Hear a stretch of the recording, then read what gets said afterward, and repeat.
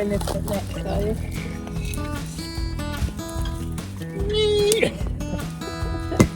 That's justified.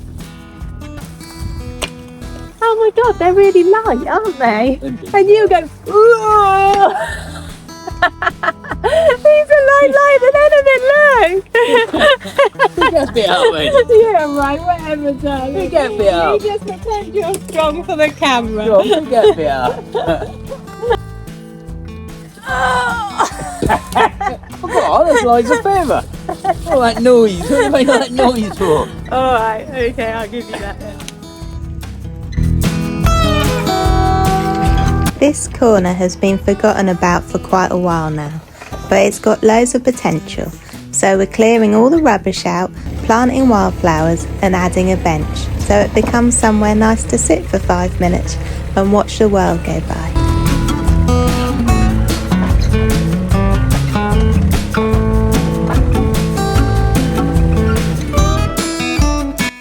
It's going to take a bit of time to get this corner how we want it.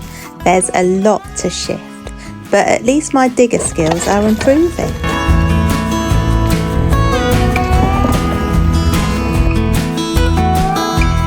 We must have disturbed this little mouse in the soil.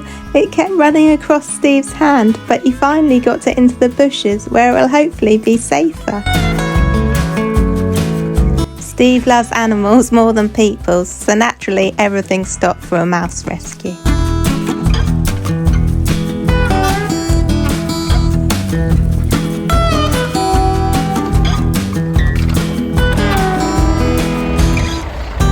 Nothing goes to waste here. We took the rocks down to the track.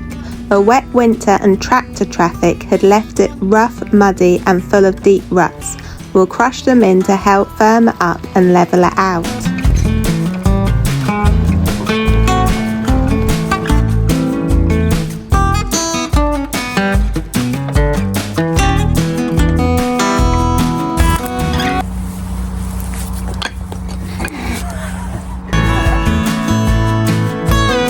One job usually leads to another, so we swapped rocks for manure and loaded up the trailer for one of Steve's customers the next morning.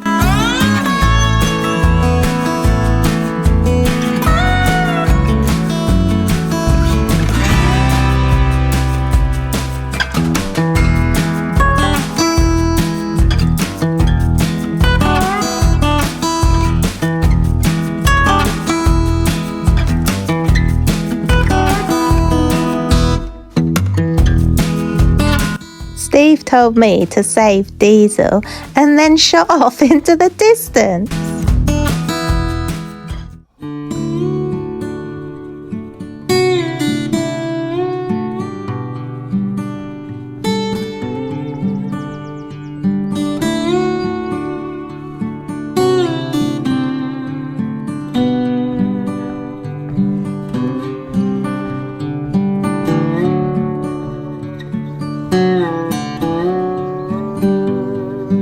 So I've just come along to check on how my bees are getting on at this apiary.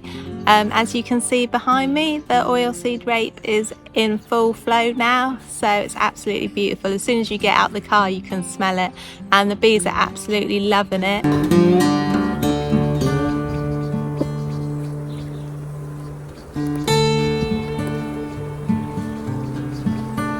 As you can see, they've turned drone laying. I think the queen must have died or something. I'm not sure. Not every hive inspection goes according to plan. This hive had gone drone laying, which means that the queen had failed and it is only laying unfertilised eggs that has become drones.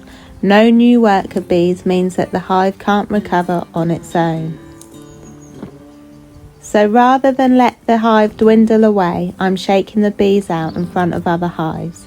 The healthy worker bees will find their way into neighbouring hives and be accepted, while the problem queen won't be let in.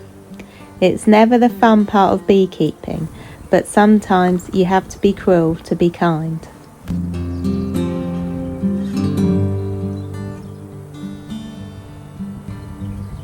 Now, they're all gathered on the outside like a little queue at the door, waiting to be checked over by the guard bees before they're allowed in.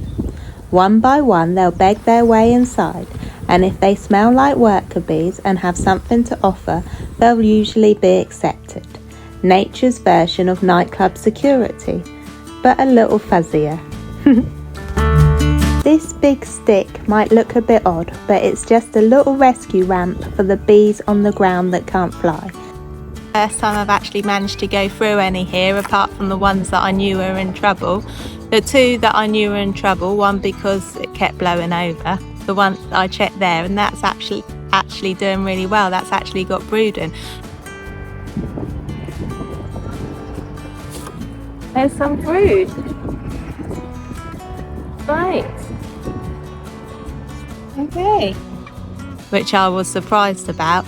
And the other hive that keeps starving out, there's always one, isn't there? One bee that just won't leave you alone.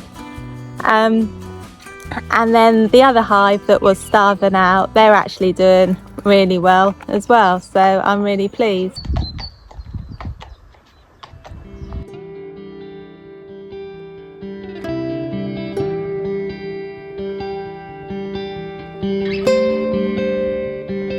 My sister saw me making the face cream for my mum for her Mother's Day present, and it's my sister's birthday in a couple of days' time, and she decided that she'd like me to make her some face cream for her birthday as well.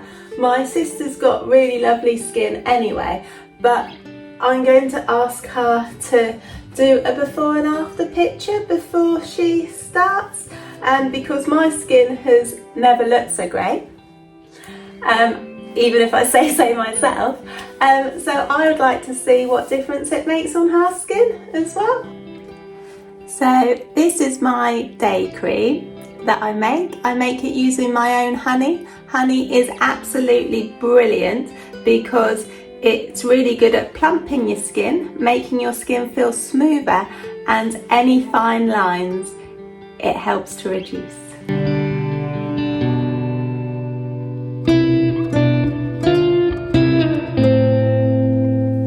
Voila!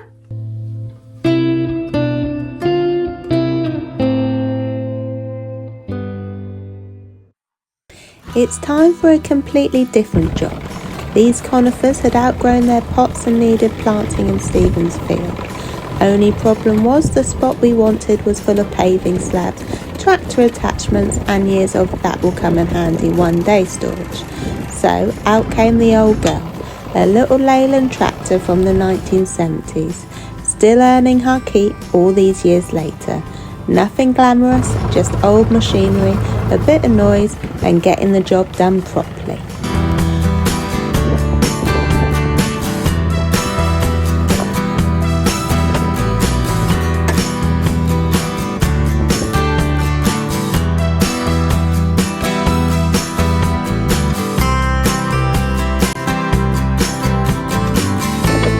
Crumbly stone for your feet, darling. Feet? Yeah, it's pumice stone, isn't it? It's what they use to clean dry skin off, isn't it? Oh. And so I want to drop out on my feet. That hurts.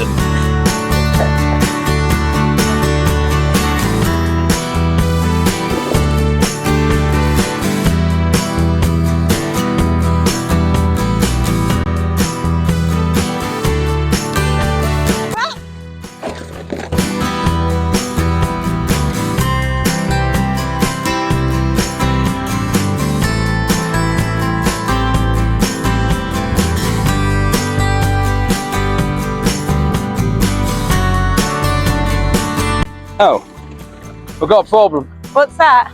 You might have to stand on the front. Really? You're heavier I'm now. so light. You're so rude. I was going to say that I'm so light. You're I won't heavier make now. much difference.